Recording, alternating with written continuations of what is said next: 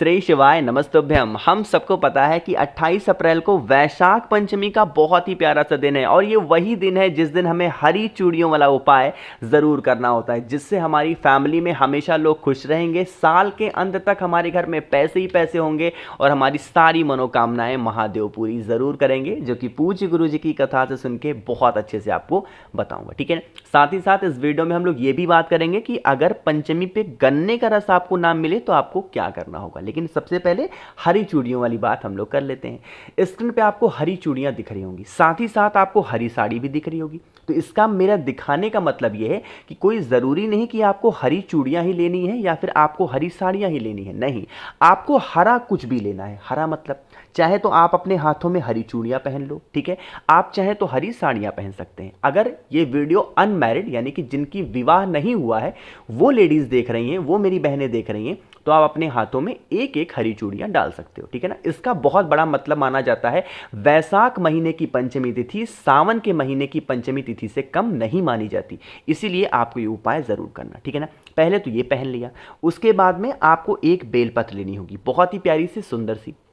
लेने के बाद में एक तांबे का लोटा भी लेना और उस तांबे के लोटे में जल भरोगे और इसी जल के अंदर जो मैंने आपको एक बेलपत्र दिखाई ना, उस बेलपत्र को डाल देना। ठीक है, डालने के बाद क्या करोगे, इस कलश को उठाएंगे, आपका घर होगा, उसी पूरे घर में जितने भी कमरे हों, रूम्स हों, उस कलश को लेकर के हरी चूड़ियाँ या हरी साड़ी पहन करके कलश को लेके पूरे घर में कुंदकेश्वर महादेव के नाम से एक बार भ्रमण करेंगे, एक बार घूम लेना। ठीक है ना, घूमने के बाद में आपके घर में जितने भी लोग रहते हों उनके हाथों से एक बार टच कराओगे, स्पर्श करा लेना। ठीक है ना, स्पर्श कराने के बाद में आपको आपके घर में मंदिर वगैरह भी जाने की जरूरत नहीं है, आपके घर में महादेव का शिवलिंग होगा, वहीं शिवलिंग के ऊपर एक लोटा जल जो बेल पत्र वाला है, श्री शिवाय नमस्तुभ्यम का जप करते हुए आपको समर्पित कर देना है। अपने परिवार की अच्छी उन्नति, अच्छी कामना के लिए महादेव से विनती करनी है, प्रार्थना करनी है और करोगे तो जल होगा बहता हुआ जलाधारी से नीचे गिरेगा। इस जल को यहाँ से थोड़ा सा रोक लेंगे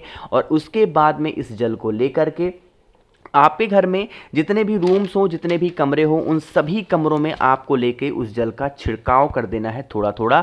आपके घर में जो भी लोग बहुत ज़्यादा परेशान रहते होंगे ना किसी भी चीज़ को लेकर के, आपकी फैमिली हमेशा आगे बढ़ेगी, उन्हें कभी पीछे मुड़ के देखने की ज़रूरत नहीं पड़ेगी। ठीक है ना, करना सभी को ज़रूर है आपको वैशाख की पंचमी का ये उपाय। ठीक है, तो पहला उपाय आपको समझ में आ गया है। आगे बढ़ते हैं अब इस वीडियो के हम लोग दूसरे उपाय की तरफ बात करते हैं। दूसरे उपाय के सबसे पहले फायदे की, उसके बाद बात करेंगे करना कैसे है। सबसे पहले बता दूं, इस दूसरे उपाय का बस एक फायदा है और वो है गुस्से को कंट्रोल करने का। अब वो गुस्सा आपके हस्बैंड का हो सकता है, आपकी वाइफ का हो सकता है, आपके बच्चों का हो सकता है, किसी का भी गुस्सा हो, आपको गुस्से को खत्म करने का ये उपाय जरूर करना। ठीक है ना, चलो समझते हैं। स्क्रीन पे आपको कुछ सफेद सफेद सा दिख रहा होगा, ये क्या है? हम लोग के साइड में तो इसको चीनी बोलते हैं, आपके साइड में शायद शक्कर बोला जाता हो, शुगर बोला जाता हो, जो कुछ भी बोला जाता है आप ले लेना। थोड़ा सा 5 चम्मच के आसपास लेंगे, कितना? 5 चम्मच के आसपास में चीनी शक्कर लेंगे। एक तांबे का लोटा लेंगे, उसमें जल भरेंगे। ध्यान रखेंगे इस जल के अंदर आपको शक्कर वगैरह कुछ भी नहीं डालना। ठीक है ना, उसके बाद में जो इंसान सबसे पहले तो कोशिश करेंगे कि जो इंसान गुस्सा करता है, क्रोध करता है, इस उपाय को आप उसके हाथों से कराओ।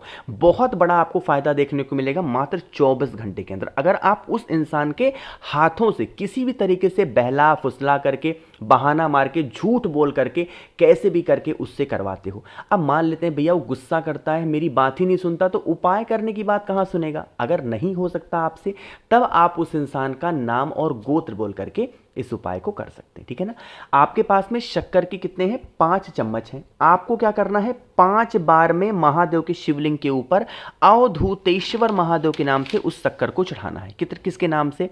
5 बार में, एक ही बार में पलट मत देना। 5 बार में आपको उस शक्कर को महादेव के शिवलिंग के ऊपर अवधूतेश्वर महादेव के नाम से समर्पित करेंगे।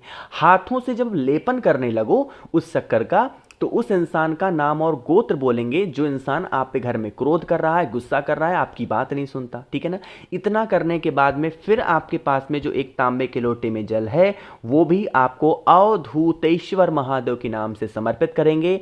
जल बहता हुआ जलाधारी से नीचे गिरेगा, इस जल को रोक लेंगे और किसी भी तरीके से उस इंसान को इस जल को अवधूतेश्वर महादेव के नाम से थोड़ा सा किसी भी चीज़ में मिला करके दे देना, उसका गुस्सा धीरे धीरे करके शांत ज़रूर होगा। लेकिन हाँ, अगर यह उपाय गुस्से वाला इंसान खुद कर रहा है तब आपको इस जल को रोकने की ज़रूरत नहीं है, आपको फिर ऐसे ही सिर्फ जल चढ़ा देना है। ठीक है ना, समझ रहे हो मेरी बात को आप लोग? तो यहाँ पे हम लोगों ने 2 उपाय की तो बात कर ली है। आगे बढ़ते हैं बस वीडियो के हम लोग अपने तीसरे उपाय की तरफ। लेकिन ये तीसरा उपाय कहाँ पे फ़ायदा करेगा, कैसे करना है, ये सब कुछ आपको मैं तब बताऊंगा जब आप करोगे वीडियो को लाइक। और जितने भी मेरे भाई बहन इस आवाज़ को पहली बार सुन रहे हैं, अचानक से चैनल पे आ गए हैं, तो चैनल को ज़रूर सब्सक्राइब करेंगे। ठीक है ना, चलो समझते हैं।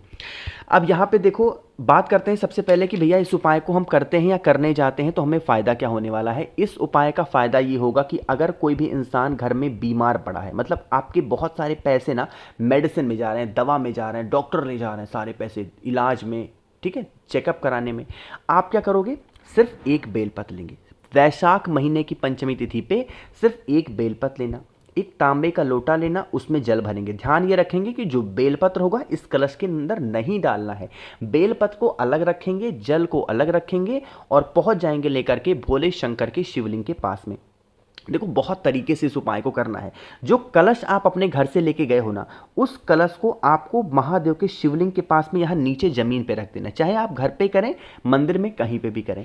आपके पास में अभी एक बेलपत्र है, अरे है कि नहीं है, इस कलश को उस बेलपत्र को टच कराएंगे। ठीक है, डालना नहीं है कि आप बेलपत्र को डाल दोगे कलश के, नहीं, उस एक बेलपत्र को इस कलश पे एक बार आपको टच कराना है, छुआना है। छुआने के बाद में कुंदकेश्वर महादेव के नाम से उस एक बेलपत्र को भोले शंकर के शिवलिंग के ठीक ऊपर समर्पित कर देना। ठीक है ना, बेलपत्र समर्पित कर दिया। अब ये जो तांबे का लोटा आपने नीचे रखा हुआ था, इसको उठा करके दोनों हाथों से महादेव के शिवलिंग के ऊपर जो इंसान बीमार है उसका नाम और गोत्र बोल करके कुंदकेश्वर महादेव के नाम से समर्पित कर देना। जल बहता हुआ जलाधारी से नीचे गिरेगा, इस जल को यहां से रोक लेंगे, इस जल को उठाएंगे। जो भी इंसान घर में आपके बीमार पड़ा है, परेशान पड़ा है, उसकी बीमारी ठीक नहीं हो पा रही है, उस इंसान को ले जा करके आचमन करा देना। यकीन मानिए उस इंसान की जो बीमारियां होंगी वो धीरे धीरे करके ख़त्म होना स्टार्ट हो जाएंगी और आपका पूरा परिवार हमेशा खुश रहेगा। ठीक है ना, करना जरूर।